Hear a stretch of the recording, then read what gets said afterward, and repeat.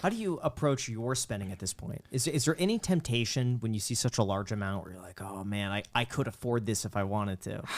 So I bought a Corvette. That was like my big ticket. What year? The C8, the 2020. Oh, nice. Yeah, the 2020. Okay. After Convertible or the coupe? the convertible. Okay, I wanted to push the button. I nice. didn't want to have to get up and I love the Z06. The Z06, yeah. So nice.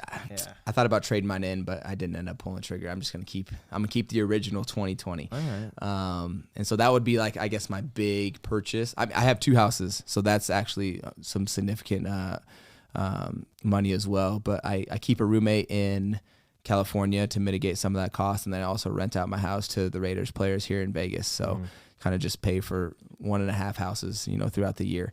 How do you rent out a house here to other players? How does that work out? I just get in contact with their player director. I had a friend that played with Trent that I grew up with, who was his long snapper for the Cowboys. He was on the Raiders, and so I kind of got in with them.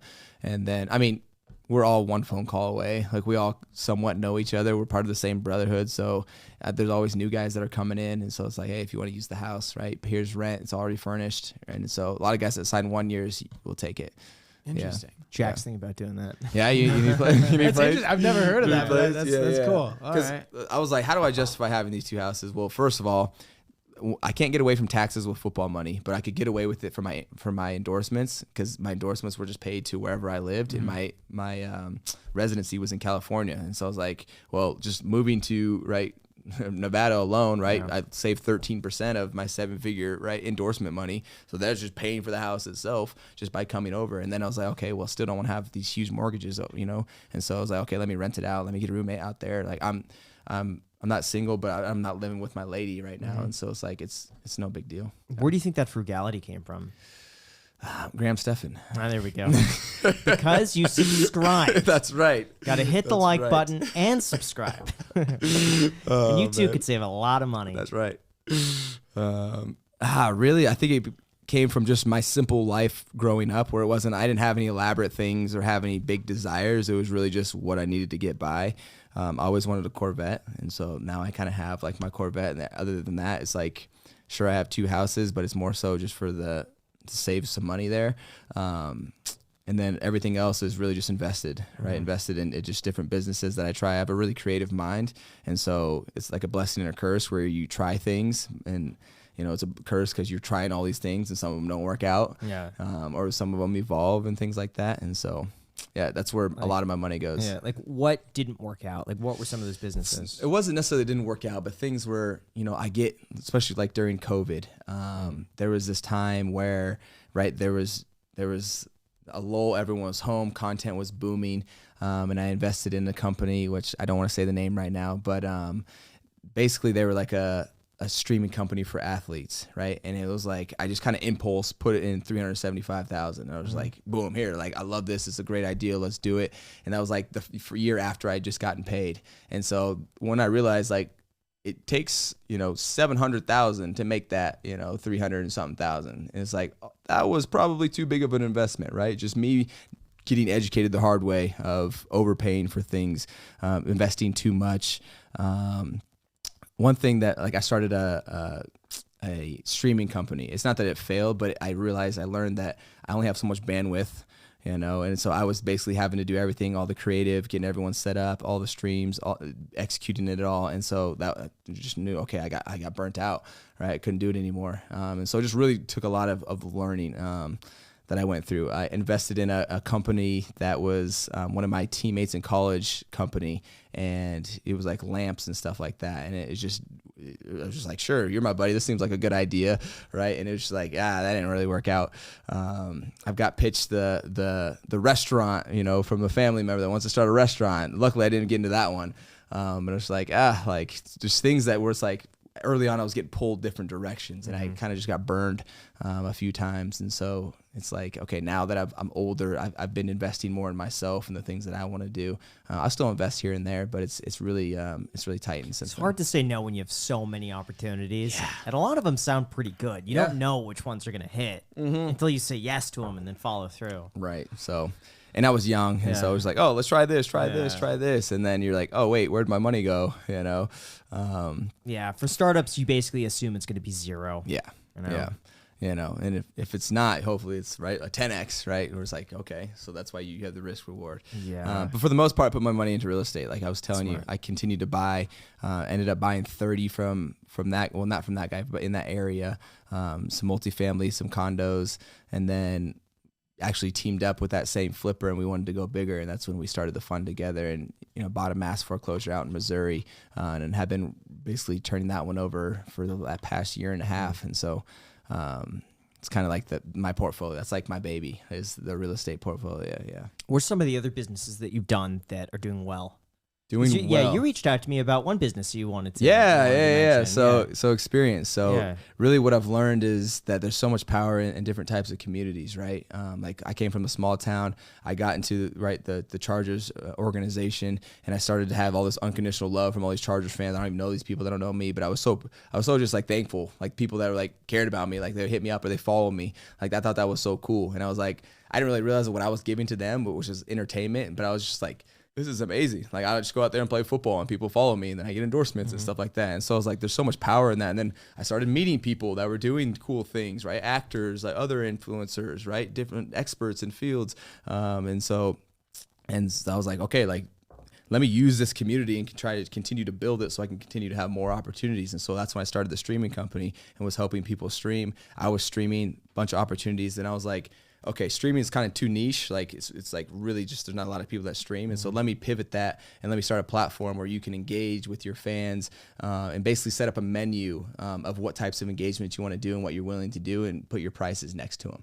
And so I wanted to create things because people were always asking like, hey, can you sign my jersey? Hey, like, can I donate to you? Hey, where can I talk to you about fantasy, right? Fantasy football is huge.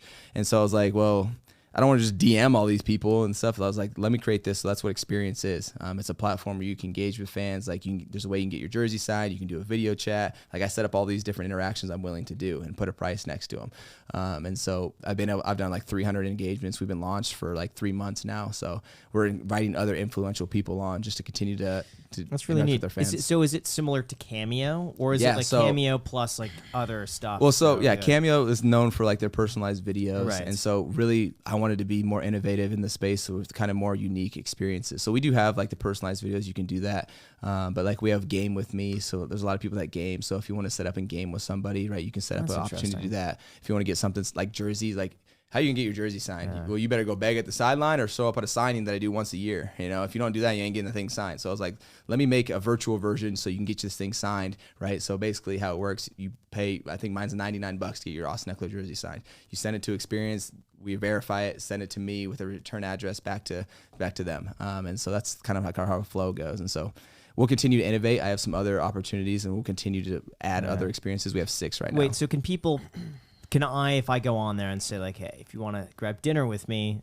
X amount. No, like, in person. No. Why? It's liability. Liability. Because I don't know everybody, right? If I know someone's competent enough to like do it in person, that would make sense. But I guess so. Right, you're facilitating a meeting of 2 people and something crazy. Like if it's a super fan and something. Yeah. So it's about to say, man. Like the spend a day like hanging out would be huge. But huge. Like, come train with me for an hour. Or like, hey, come speak to our fans or our students or something like that. I get that, but I didn't want to deal with the liability of it in person. Not with it. Yeah. I got a question. So if you're a YouTuber, let's say there's this guy, Patty Galloway. He's like a YouTube consultant. He knows about the algorithm. If he wants to go on there and critique someone's YouTube video editing or something like that, just very custom services that he can provide to his fans, can he do literally anything? So with that, I would either say do a social media offering. We have a social media category, and then you could put YouTube on there, and you could say like video review, thumbnail advice. You could do thumbnail advice, right? You can put basically, I mean, we could pull it up, but we can create categories within our different offerings like social media. So you can create categories within that, within, personalized video. Like I have workout advice, I have workout tips, things like that. So you can customize things that are relevant to you and your audience. Yeah. That's interesting. Yeah. So what was your involvement in that? I built it. You built it? I was the creative. I was a creative for all of Okay. it, and then I hired a dev team to build it all for me. So we've been developing it for the past 2 years. What was the cost to make that, and then what's the back end look like? Yeah, in terms of like yeah. revenue? So apps are expensive. this is where we learned the hard way again. Overspending, right? Coming into a new field, don't have the expertise. Sometimes you touch during the the stove. time where you have a worker shortage for engineers. Yes. Like, oh man. Yes. Double yes. right So now. touching the stove, you're getting burned. Yeah. And so really, I think probably like 800,000. Whoa. Big. How did I get to 800K? 2 years of development. 2 years of development. For an app. How? For an app. How many people were working on that? 4. Wow. 4. Yeah. So it's a huge Jeez, project. yeah. It's a huge project. We have. But you do get an R&D credit, I believe, for taxes. Mm-hmm. There's a whole bunch of stuff you could use on that too.